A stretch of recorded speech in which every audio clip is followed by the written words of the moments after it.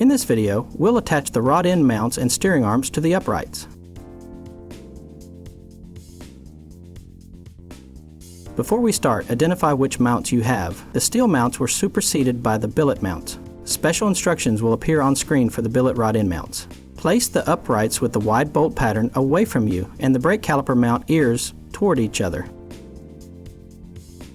Sort the bolts from the front upright hardware baggie. Steel rod end mounts will use baggie L22H and billet rod end mounts will use baggie L22K.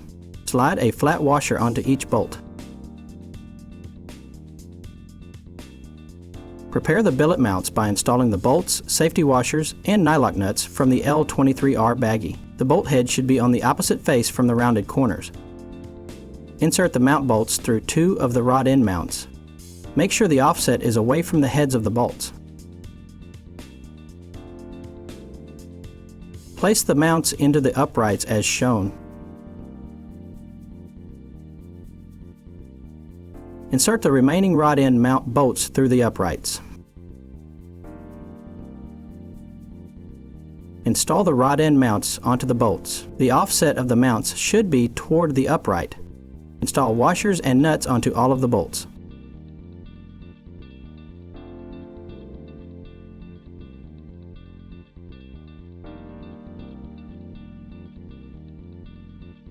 Snug the hardware with 9/16 tools. We'll torque this hardware after the upright is bolted to the car.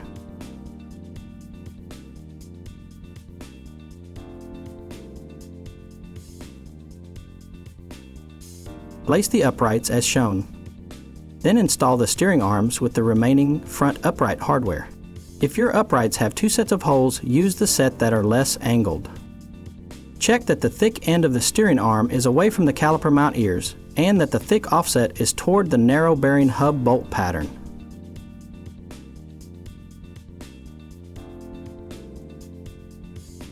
Install the washers and nuts. Then snug the hardware. We'll torque this hardware after the upright is bolted to the car.